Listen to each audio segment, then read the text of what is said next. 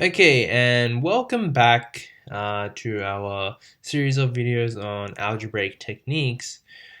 In this video, we're going to be taking a look at factorizing the sum and difference of cubes. So I've already written the title in because from previous videos it always takes me forever to write it, and I assume that we know what the video is from the title of the video on YouTube. So in this video, we're going to be taking a look at 4 examples, ranging from easier to relatively more complex. But before we get started, let's actually take a look at what I mean by sum and difference of cubes. So let's first take a look at the sum of two cubes. So we have a cubed plus b cubed. Now, again, this is somewhat similar to our previous video where we did the factorizing the difference of two squares. In this case, we have two cubes, but this time we have a sum of two cubes. So this will be the first, one of the two options that we have when it comes to factorizing cubes. The other one comes in the form of a cubed minus b cubed, and this is where the sum and difference comes in. So the first one, it has a formula of a plus b, a squared minus ab plus b squared. And the second one, a difference of two cubes, has a formula a minus b, a squared plus ab plus b squared. Okay, so the formulas are very similar. So let's just walk through the differences because this is often where students make some mistakes. So the way that I remember is that if we have a plus, or if we have a sum of two cubes, the first bracket here, which contains just a and b, between it will be also a plus. So whatever we have here, we will have also here in the first bracket. So you can see that in the case of the minus, we have a minus here. So the first thing that we'll write is a plus b straight away. Now, if we take a look at the second bracket, everything else, all the terms are the same. There's just one difference in sign, which is this one here. So actually, let me go and use my colors. So here, I have the same sign. All right, I'll pick up blue. And here, I actually have opposite signs. So when I have a plus, the sign in front of the AB term will be a minus. So it's different to the sign that I have in the first bracket. So that's the way I remember it. And I can see here when I have the minus, I have a plus sign in the second bracket. If you do forget, this formula is on the formula sheet, but again, I always tell my students that if you're having to look back at the formula sheet, it's probably the case that you haven't studied this enough. So with enough practice, you should easily be able to remember this. But this is a common mistake, forgetting the signs here, or forgetting where to put the minus and where to put the plus. Another common mistake is that students sometimes put a 2 in front of their AB here. So this is actually not correct to put. It's actually just AB. Now the reason why some students might put the 2 is because this these terms here is very similar to the expansion of a plus b whole squared, which is equal to a squared plus 2ab plus b squared. But be very careful, it's actually not the same thing. So these two aren't actually the same. They're not the same. Okay, so now that we've got the formula written up there, I assume that we should be pretty good at remembering the formula. So let me switch back to white, and let's have a go at our first example. So again, this is very similar to the difference of two squares factorization, where we sort of have to identify the base term. So let's have a look at what I mean by that by looking at this first example. I'll just scroll down a little bit. If we look at our first term here, it's y cubed. Now, if I want to find actually before that, let's identify which of the two it is. Obviously, it's this one here, the difference of two cubes. So my job here is going to be to identify the actual a term here. So I have a cubed here, and then I'll have to deal with a and a squares. But to do that, let's just find our a term. And to do that, what I need to do is I actually need to find a. So if a cubed, so this will be our a cubed term. If a cubed is y cubed, then a is just simply going to be y. Now, I'll switch color, actually I'll pick blue. This one here is our b cubed term, and so our b is going to equal to the cube root of 125, which is actually just 5. So the hardest part here, in my opinion, is just finding the cube roots. Now again, like in the difference of two squares, it doesn't just have to be one term. Your a cube doesn't have to be just one term. It could be multiple terms, and we'll see examples with multiple terms later on. So if we put this into the form that we have, so it's this one here, we're going to have a, which is y, minus b, which is 5, and then we have a squared, which is y squared, and then we have plus ab, which is 5 times y, 5y, and then I have plus b squared, which is just 5 squared, so 25. And here, this is actually fully factorized.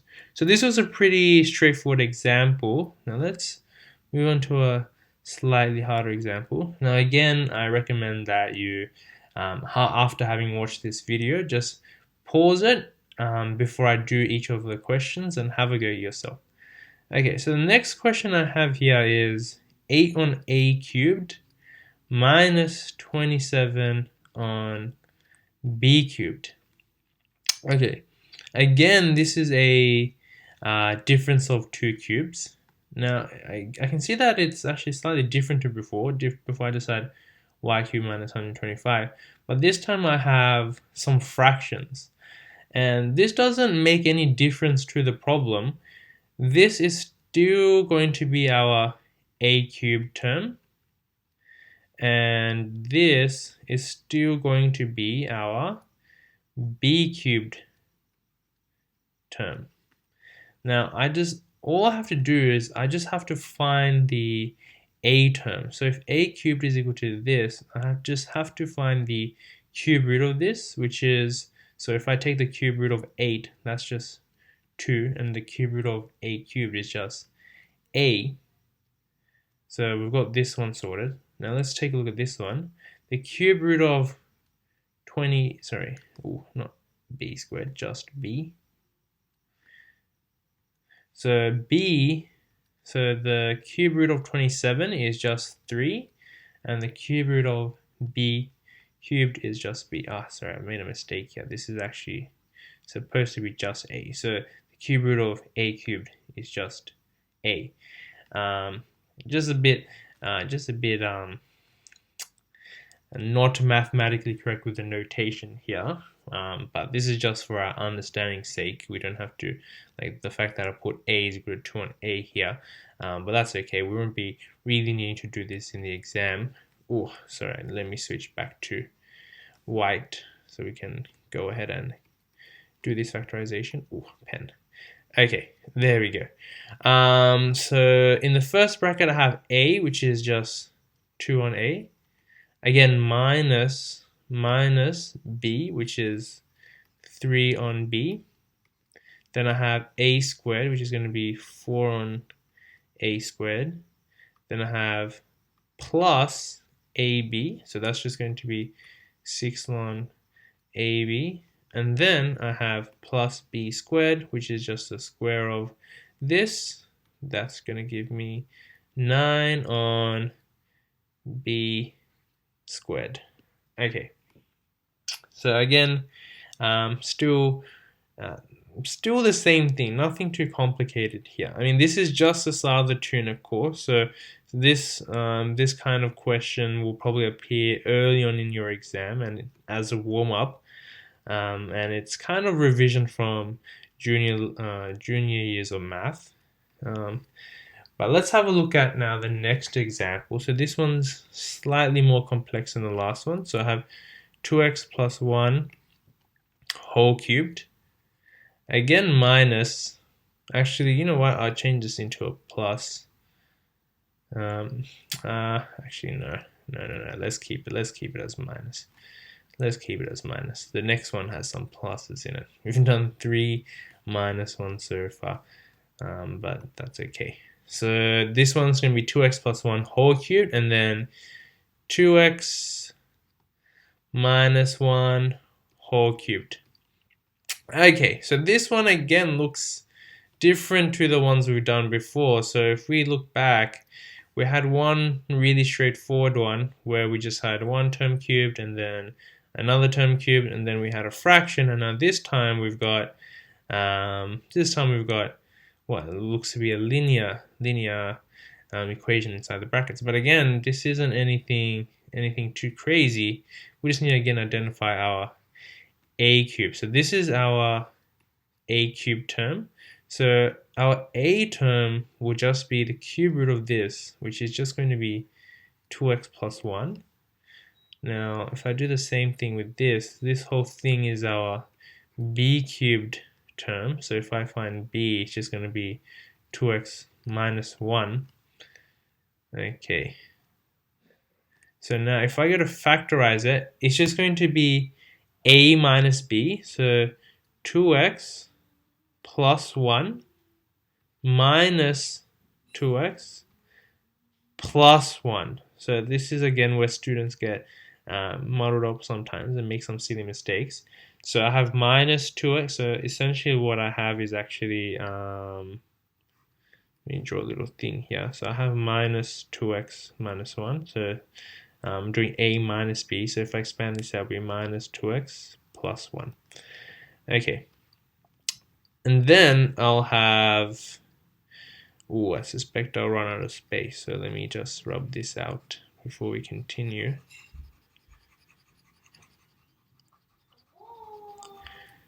Okay, so what I will have now is a squared. So I'll have 2x plus 1 whole squared.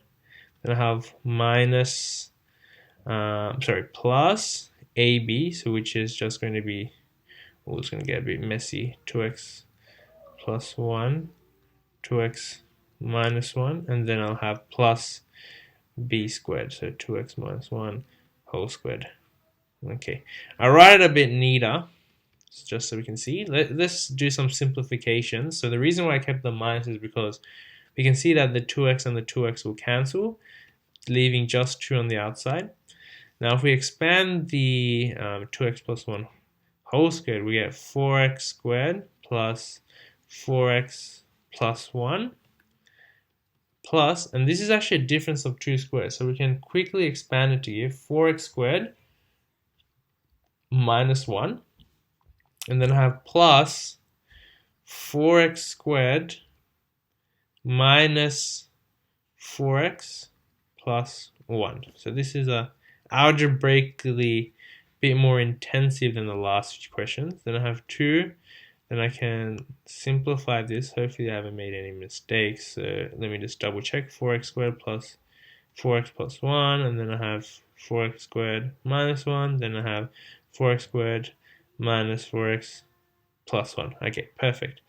So then I can add all the like terms to give me 12x squared, and then I have, if I collect up all the 4x's, they'll actually cancel, so I have nothing there. Then I have 1 minus 1 plus 1, which is just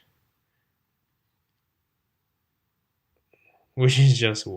Why did I do that? Okay, so which is just 1. Okay, I'm not sure about 2 there. Okay, so now let's keep moving. So the last example that we have is question 4.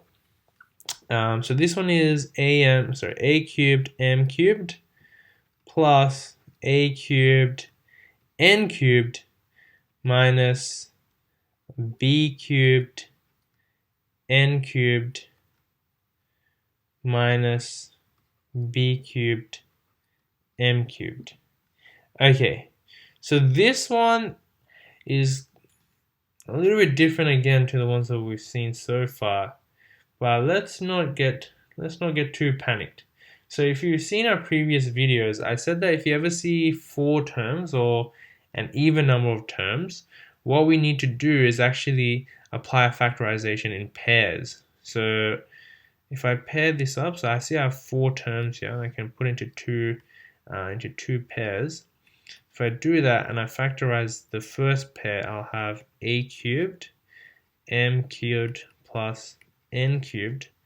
Then I have minus, this is another minus. I can see that this will be another minus factorization. I haven't picked the most diverse type of questions, but it's the same idea if it were to be plus.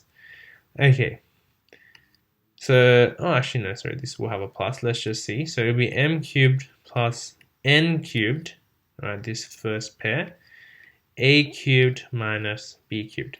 So if you're not really sure how we did this, have a look at our factorizing in pairs video and come back to this. So again, in the exam, if this question was given, probably 3 marks here, and if you just left it at this stage, you probably only get 1 or 2. The reason is because you haven't fully factorized this. In fact, you would probably only get 1. Because we can actually factorize further these pairs here. Now this is a sum of 2 cubes and this is a difference of 2 cubes. So if I factorize this using the formula, so this is a very straightforward one, I have m plus n, I'll have m squared minus mn plus n squared. So this is just applying the formula, nothing too crazy there. This one will be a minus b, then a squared plus ab plus b squared. And that brings us to the last of the 4 examples. So again, I'd recommend that you go through and have a go at these examples. And if I did make any mistakes, let us know in the comments. Hopefully I didn't. And I will see you guys in the next video.